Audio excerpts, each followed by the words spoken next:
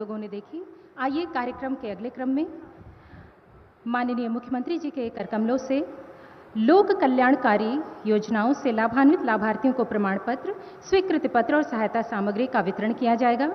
मैं अनुरोध करूंगी हमारे लाभार्थियों में सर्वप्रथम उत्तर प्रदेश राज्य ग्रामीण आजीविका मिशन के अंतर्गत श्रीमती सुनीता देवी जी। श्रीमती सुनीता देवी जी आगे बढ़ें, अपना चेक माननीय मुख्यमंत्री जी के कर कमलों से प्राप्त करें। बहुत बहुत शुभकामनाएं श्रीमती सुनीता देवी जी को। इसी क्रम में मैं आवाज दूंगी श्री आज्ञाराम वर्मा जी। कृषि यंत्रीकरण योजना के अंतर्गत आपको चेक प्राप्त होगा। श्री आज्ञाराम वर्मा जी अपना चेक प्राप्त करते हुए बहुत बहुत शुभकामनाएं श्री आज्ञाराम वर्मा जी। इसी क्रम में पीएम कुसुम योजना के अंतर्गत आगे बढ़ें श्री जगदम्बा प्रसाद जी। श्री जगदम्बा प्रसाद जी पीएम कुसुम योजना के अंतर्गत आगे बढ़ते हुए अपना प्रमाण पत्र, अपना लाभ प्राप्त करने के लिए आगे बढ़ते हुए श्री जगदम्बा प्रसाद जी अपना प्रमाण पत्र प्राप्त करते हुए माननीय मुख्यमंत्री जी के कर कमलों से। इसी क्रम में प्रधानमंत्री किसान सम्मान निधि योजना के अंतर्गत श्री राम जी पीएम किसान सम्मान निधि योजना के अंतर्गत श्री राम जी अपना प्रमाण पत्र प्राप्त करने के लिए आगे जाते हुए श्रम विभाग के अंतर्गत निर्माण कामगार मृत्यु व दिव्यांगता सहायता योजना के अंतर्गत कौशल्या देवी आगे बढ़ते हुए अपना लाभ प्राप्त करेंगी, चेक प्राप्त करेंगे माननीय मुख्यमंत्री जी के कर कमलों से। बहुत बहुत शुभकामनाएं कौशल्या देवी जी को। और इसी क्रम में बस्ती जनपद में नवाचार के अंतर्गत जीरो पावर्टी के गरीब परिवारों को जोड़कर गरीबी से मुक्त कराने के लिए संकल्प के अंतर्गत सीमा जी आगे बढ़ते हुए, जिनका प्रथम चयन किया गया है, 5 लाख रुपए का चेक इनको दिया जा रहा है। जोरदार तालियां बजनी चाहिए, ये लाभ प्राप्त हो रहा है। और इसी क्रम में पूनम देवी जी मुख्यमंत्री आवास योजना ग्रामीण के अंतर्गत अपना स्वीकृति पत्र प्राप्त करते हुए पूनम देवी जी अपना स्वीकृति पत्र माननीय मुख्यमंत्री जी के कर कमलों से प्राप्त करते हुए इसी क्रम में आगे बढ़ते हुए अरुणा देवी जी मुख्यमंत्री आवास योजना ग्रामीण गृह प्रवेश की चाबी आपको सौंपी जा रही है। अरुणा देवी जी आपको बहुत बहुत शुभकामनाएं। इसी क्रम में आरुष अग्रवाल जी महिला कल्याण विभाग प्रोबेशन विभाग की तरफ से उत्तर प्रदेश मुख्यमंत्री बाल सेवा योजना कोविड-19 के अंतर्गत इनको लैपटॉप दिया जा रहा है।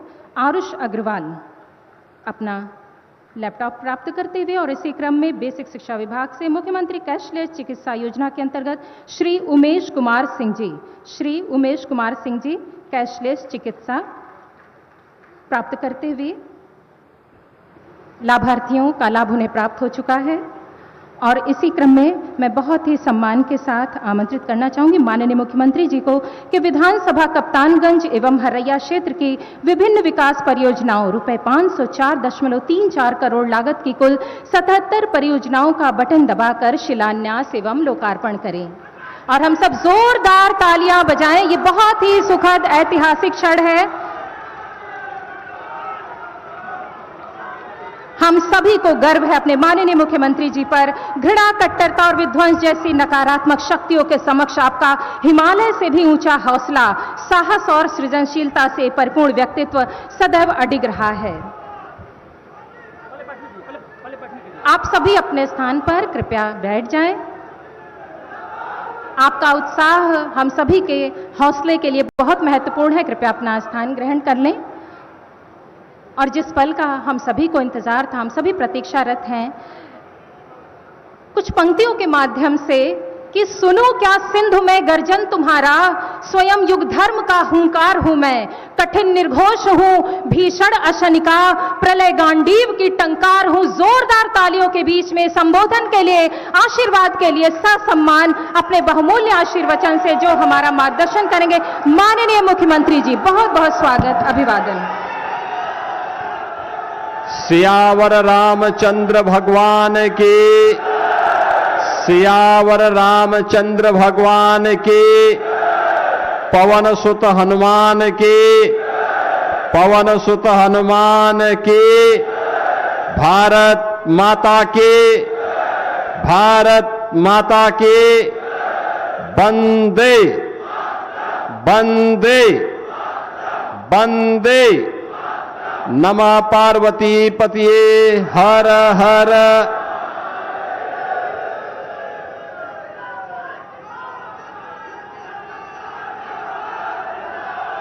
जनपद बस्ती में आज हरैया और कप्तानगंज विधानसभा क्षेत्र की विकास परियोजनाओं के लोकार्पण और शिलान्यास के लिए आयोजित आज के इस कार्यक्रम में जनपद बस्ती के प्रभारी मंत्री कृषि और कृषि शिक्षा के मंत्री श्री सूर्य प्रताप शाही जी,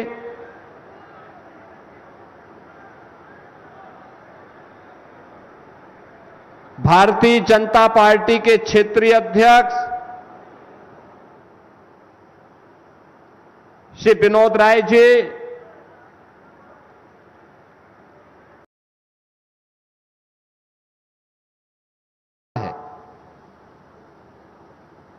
चौरासी कोसी परिक्रमा और मखोड़ा धाम से प्रारंभ होती है। आप देख रहे होंगे कितनी भव्य परिक्रमा बन रही है। यही तो अंतर है। समाजवादी पार्टी 84 कोसी की परिक्रमा को रोकती थी, 14 कोसी की परिक्रमा को रोकती थी, पंचकोसी परिक्रमा को रोकती थी।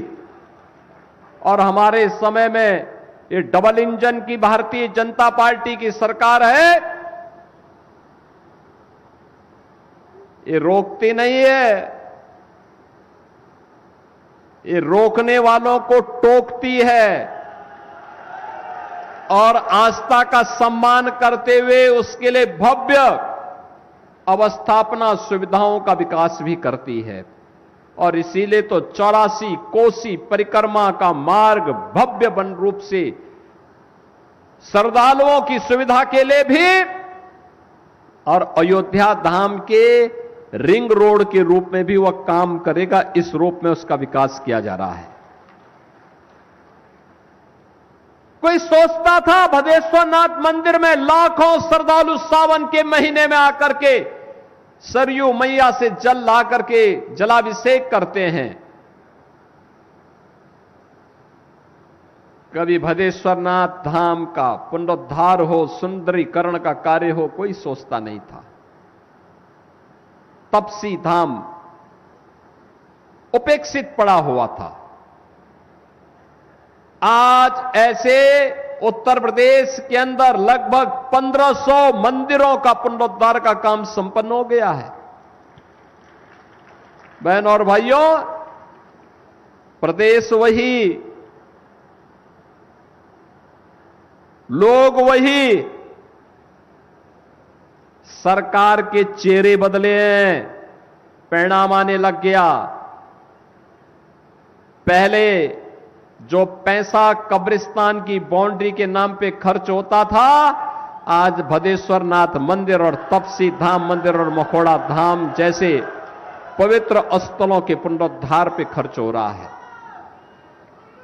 पहले कब्रिस्तान के नाम पे जो कब्जा होता था, गरीब को सताया जाता था, उजाड़ा जाता था, जिसको वक्फ बोर्ड बोल देता था कि ये कब्रिस्तान है, ये वक्फ की लैंड है।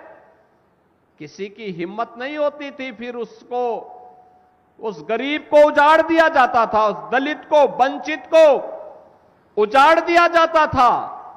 और उजाड़ने का काम कौन करता था? यही सपाई लोग करते थे। ये सपा, बसपा, कांग्रेस, इनका यही ठेका था, यही करते थे। ये बस्ती के अंदर तो समाजवादी पार्टी के जिलाध्यक्ष थे, उनके स्वयं के घर के पास एक कब्जा हो रहा था, जबरदस्ती कब्जे, कब्रिस्तान के नाम पे कब्जा हो रहा था। समाजवादी पार्टी की सरकार थी। और एक दिन गोरखपुर आया, मैं गोरखपुर का सांसद था, और गोरखपुर मेरे पास आया, उसने कहा साहब ऐसे सर है भाई। हमने कहा तुम जिलाध्यक्ष हो, तुम्हारी सरकार है और तुम कब्जे को नहीं रोक पा रहे हो। कहा साहब ये लखनऊ में बैठे हुए जो लोग हैं ना, इनको केवल और केवल कब्रिस्तान दिखाई देता है, इनको हम जैसे लोग नहीं दिखाई देते। बहनों और भाइयों, फिर मैंने उस समय कार्यकर्ताओं को भेजा था और मैंने कब्रिस्तान के नाम पर जो कब्जा हो रहा था सबको हटवाया था और सपा के जिलाध्यक्ष को हम लोगों ने उसके जमीन को कब्जा होने से बचवाया था। बहनों और भाइयों, ये अराजकता थी, ये अराजकता थी। ये लोग सुशासन की बात करेंगे, ये लोग आस्था की बात करेंगे। विकास के नाम पे जो डकैती पड़ती थी, योजना कागजों में स्वीकृत तो होती थी, पैसा डकार दिया जाता था, जमीनी धरातल पर कुछ भी नहीं होता था। हमने तो आपको बताया है ना कि आज भी हम जितनी परियोजनाओं को लेके आए हैं और जिनका लोकार्पण हो रहा है, उनका शिलान्यास हो रहा है, उसके भी पूरी सूची है। 84 कोसी परिक्रमा के बारे में भी हम बता रहे हैं। और अभी मैंने बताया ना, मुख्यमंत्री कंपोजिट विद्यालय, एक कैंपस में प्री प्राइमरी से लेकर के 12वीं तक की शिक्षा, उत्तम शिक्षा का एक केंद्र प्रदेश सरकार के स्तर पर, जैसे अटल आवासीय विद्यालय में 6 से लेकर 12वीं तक हम श्रमिकों के बच्चों को पढ़ा रहे हैं, ऐसे ही मुख्यमंत्री कंपोजिट विद्यालय एक मॉडल बनेगा। उस मॉडल को हम प्रस्तुत करने के लिए हरिया में भी आए हैं। हरिया में भी ये बनने जा रहा है। आज भूमि पूजन मैंने किया। एक एक विद्यालय पे 27 से लेकर के 30 करोड़ रुपए खर्च हो रहे हैं। फर्नीचर आएगा, वर्ल्ड क्लास इंफ्रास्ट्रक्चर होगा। विद्यालय का मॉडल कैसे होना चाहिए, उस मॉडल को प्रस्तुत करने का प्रयास। इस सपा के लोग क्या करते थे, पढ़ाई लिखाई से तो इनका कोई दूर दूर का संबंध नहीं था।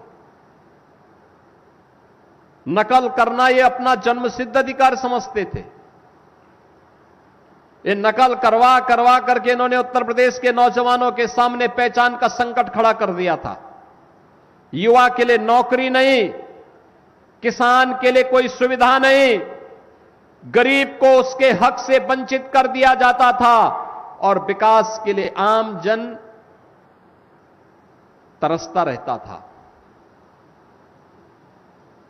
कोई सड़क नहीं, बिजली नदारद रहती थी और बस्ती जिले के अंदर तो बिजली के तार में लोग कपड़ा सुखाने का काम करते थे। यही तो होता था। भाई कुछ नहीं तो चलो कपड़ा ही सूख जाए, इनको कोई चिंता नहीं थी प्रदेश की। आप गर्मी में तरसते थे, लेकिन सफाई में ला करके ये लोग मुंबई के फिल्मी कलाकारों का डांस कराते थे। यही तो होता था। सफाई के अलावा कहीं इनको विकास दिखाई नहीं देता था। कहीं विकास होना नहीं, इनके एजेंडे में कहीं नहीं होता था। बहनों और भाइयों, ये आस्था की बात कर रहे हैं। कर्ण मंदिर का विवाद भी इन्होंने खड़ा करवाया था। और याद करिए, हम सबकी आस्था की प्रतीक अयोध्या में भगवान राम के मंदिर के निर्माण में भी सबसे बड़ी बाधा यही लोग थे। राम भक्तों पर गोली चलाने वाले लोग हैं, भगवान राम के अस्तित्व पर प्रश्न खड़ा करने वाले लोग हैं और पवित्र हनुमानगढ़ी की सीढ़ियों पर नमाज पढ़ाने वाले लोग हैं। ये लोग हनुमानगढ़ी की सीढ़ियों पर इन्हीं पापियों ने नमाज पढ़वाने का काम किया था। याद करिए, हर धर्मस्थल को विवादित करने का काम, हर धर्मस्थल को कर्ण मंदिर का विवाद खड़ा कराया, हनुमानगढ़ी में नमाज पढ़वाने का काम किया और अयोध्या में कोई जय श्री राम बोल दे तो लाठी गोली चल देती थी। बहनों और भाइयों, ये डराते थे, कहते थे मंदिर बनेगा तो खून की नदियां बहेंगी। अरे हमने कहा खून का एक मच्छर नहीं मरेगा। याद रखना, अयोध्या में राम मंदिर को कोई बनने से रोक नहीं पाएगा। आज इनकी पीड़ा तो यह है कि अयोध्या में राम मंदिर कैसे बन गया। उनकी पीड़ा तो ये है, उनकी पीड़ा तो ये है कि अयोध्या में महर्षि वाल्मीकि के नाम पर इंटरनेशनल एयरपोर्ट कैसे बन गया है। आज तो पुलिस के डंडे के भय से ये लोग अब शांत हुए हैं, नहीं तो दंगा करवाते थे। बस्ती में दंगा होता था, दुर्गा पूजा के समय दंगा, होली के समय दंगा, रामनवमी के समय दंगा। याद करिए, इसी बस्ती में मैं आया था परशुरामपुर में, मुझे आना पड़ा था। कैसे वहां दलितों को और कैसे वहां गरीबों को और पूरी की पूरी बस्ती जला दी गई थी समाजवादी पार्टी की सरकार के समय, कोई पूछने वाला नहीं। तब मुझे ही आना पड़ा था फिर गोरखपुर से। बहनों और भाइयों, आज मैं कह रहा हूं, पिछले 9.25 वर्ष से किसी ने कोई दंगा नाम की बात सुनी और किसी पर्व और त्योहार के समय कोई उपद्रव सुना और बेटी और व्यापारी की सुरक्षा में सेंध लगाने का किसी ने दुस्साहस किया? अब कर भी नहीं सकता है।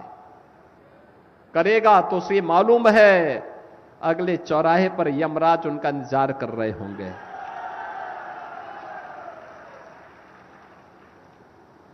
याद रखना, विकास का कोई विकल्प नहीं, और विकास करने के लिए अच्छे जनप्रतिनिधि चुन करके भेजने पड़ेंगे। विकास के प्रति सोच रखने वाले लोग भेजने पड़ेंगे।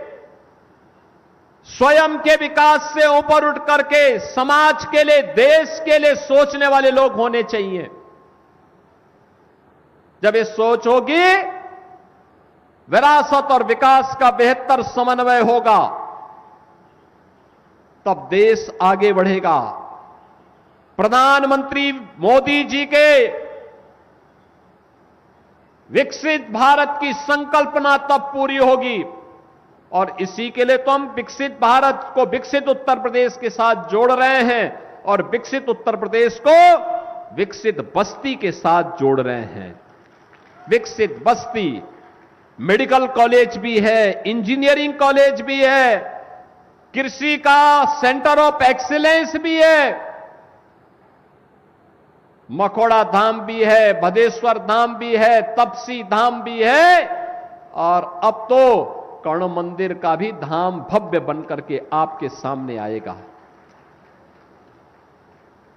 बहनों और भाइयों, जब अयोध्या से सरयू मैया से जल लेकर के लोग बदेश्वरनाथ धाम तक जाते हैं, जलाभिषेक करने के लिए शिव कावड़ भक्त जाते हैं, तो हम लोग ऊपर से हेलीकॉप्टर से उन पे पुष्प वर्षा करते हैं। याद करिए, इसी कावड़ यात्रा को समाजवादी पार्टी की सरकार ने रोक लगा दी थी।